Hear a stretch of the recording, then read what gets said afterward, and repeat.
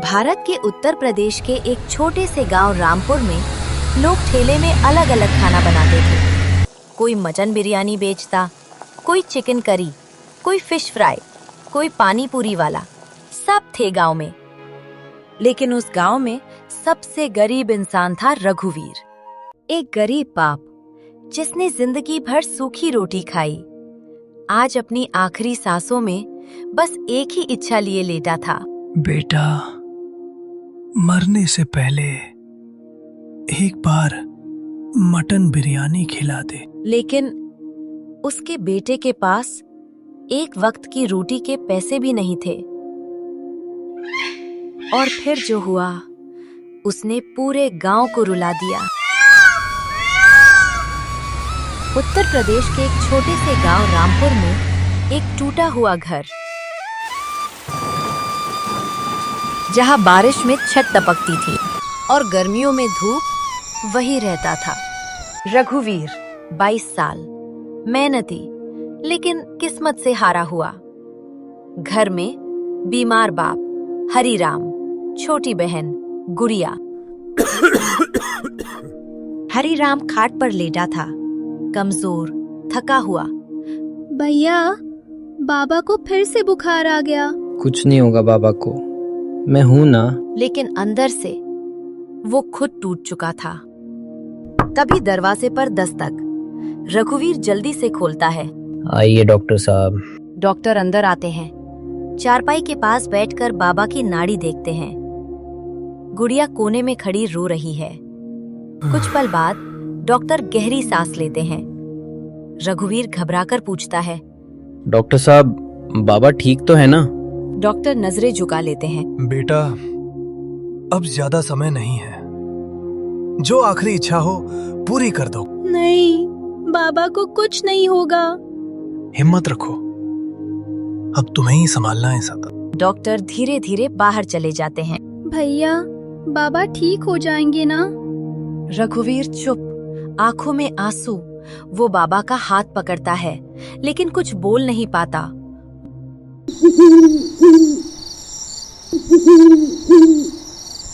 रात का समय, घर में हल्की सी लालटेन जल रही है। रघुवीर बाबा के पास बैठा है। हरिराम धीरे धीरे आंखें खोलते हैं। बेटा रघुवीर। हाँ बाबा, बोलो। जिंदगी भर तुझे कुछ अच्छा नहीं खिला पाया।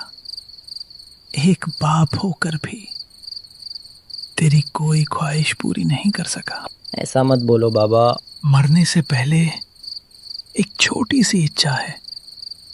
एक बार मटन बिरयानी खिला दे बेटा। रघुवीर के होठ कांपने लगते हैं, आंखें भर जाती हैं। बाबा, मैं जरूर लाऊंगा। हरिराम धीरे से मुस्कुराते हैं, आंखें बंद कर लेते हैं। रघुवीर धीरे धीरे उठता है, बाहर आता है। जैसे ही दरवाजे के बाहर पहुंचता है, उसकी आंखों से आंसू बहने लगते हैं। मैं कैसे लाऊं? मेरे पास तो 1 रुपया भी नहीं है। हे भगवान, अब क्या करूं? वो आसमान की तरफ देखता है। अगली सुबह रघुवीर उम्मीद लेकर घर से निकलता है, गांव की गलियों में भटकता हुआ। चाचा, कुछ काम मिल जाएगा? नहीं बेटा, अभी काम नहीं है। भैया, थोड़ा उधार दे दो, बहुत जरूरत है। माफ करना, खुद के ही हाल खराब है। एक एक करके हर दरवाजा बंद, हर उम्मीद टूटती जाती है। रघुवीर थककर सड़क किनारे बैठ जाता है, आंखों में निराशा, हाथ खाली। शाम होने लगती है, सूरज ढल रहा है। वो धीरे धीरे उठता है और चलते चलते एक छोटे से होटल के बाहर रुक जाता है। अंदर लोग हंस रहे हैं, गर्मा गर्म मटन बिरयानी खा रहे हैं। खुशबू बाहर तक आ रही है। रघुवीर चुपचाप दरवाजे के पास बैठ जाता है। अंदर खुशी, हंसी, खाना, और बाहर एक बेटा, बेबस। बाबा की आखिरी इच्छा कैसे पूरी करूंगा? उसकी आंखों से आंसू टपकते हैं। वो आसमान की तरफ देखता है। भगवान, कोई रास्ता दिखा दो। होटल के बाहर बैठा रघुवीर चुपचाप आंसू पोंछ रहा होता है। तभी होटल का मालिक बाहर आता है। वो कुछ पल रघुवीर को देखता है। अरे कब से बैठे हो यहाँ, क्या बात है? मालिक, मेरे बाबा बहुत बीमार हैं।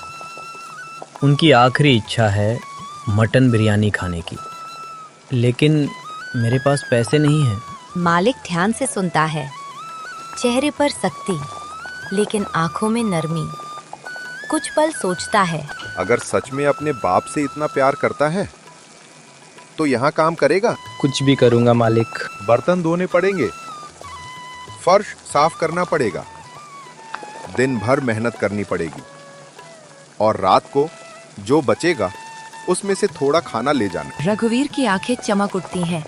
चेहरे पर पहली बार उम्मीद दिखती है। सच मालिक, मैं सब कर लूँगा, बस मुझे काम दे दो। ठीक है, आज से शुरू कर। रघुवीर तुरंत अंदर दौड़ता है।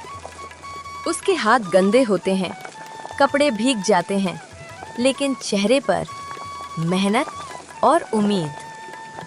धीरे से खुद से बोलता है, बाबा, आज आपकी इच्छा पूरी होगी। पूरा दिन रघुवीर काम में जुटा रहा। गंदे बर्तन, गर्म उबलता पानी, जलते हुए हाथ। कई बार हाथ फिसलते हैं, पानी से छाले पड़ जाते हैं, लेकिन वो रुकता नहीं। हर दर्द के पीछे एक ही ख्याल। आज बाबा खुश होंगे। वो और तेज काम करने लगता है। पसीना, थकान, दर्द सब सहता हुआ। शाम ढलती है, रात हो जाती है। रघुवीर थका हुआ, लेकिन आंखों में उम्मीद लिए खड़ा है। तभी मालिक उसके पास आता है, हाथ में एक डिब्बा। ये ले, मटन बिरयानी। रघुवीर कांपते हाथों से डिब्बा लेता है। उसकी आंखें भर जाती हैं। वो डिब्बे को ऐसे पकड़ता है जैसे कोई खजाना हो। धीरे से बोलता है, धन्यवाद मालिक। फिर आसमान की तरफ देखता है। बाबा, आपकी इच्छा पूरी होने वाली है। रघुवीर दौड़ता हुआ घर पहुंचता है।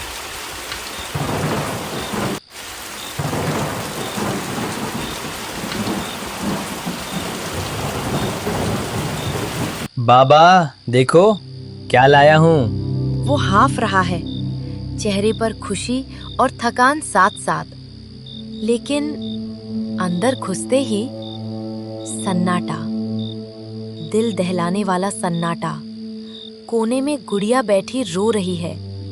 रघुवीर घबराकर, क्या हुआ बाबा? भैया, बाबा चले गए। जैसे समय रुक गया हो। रघुवीर के हाथ से डिब्बा छूट जाता है। ठक, बिरयानी जमीन पर फैल जाती है।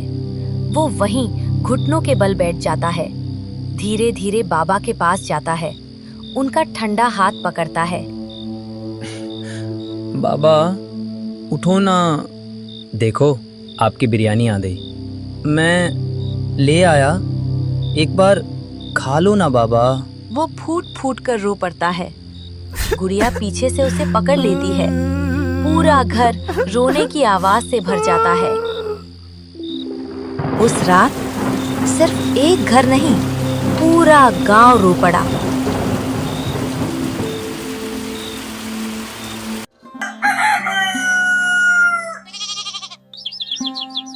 सुबह का समय, घर के बाहर लोगों की भीड़।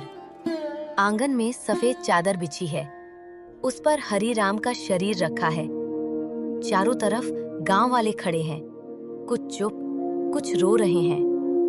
आज मैं सच में अकेला हो गया। आसमान में धुआं उठता है और एक बेटे का सहारा हमेशा के लिए चला जाता है।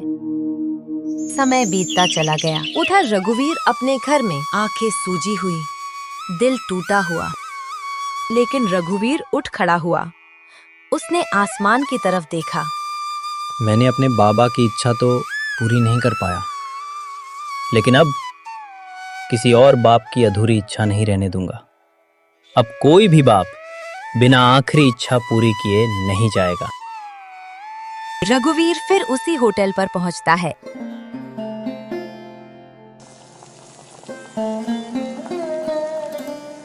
मालिक उसे देखकर हैरान हो जाता है।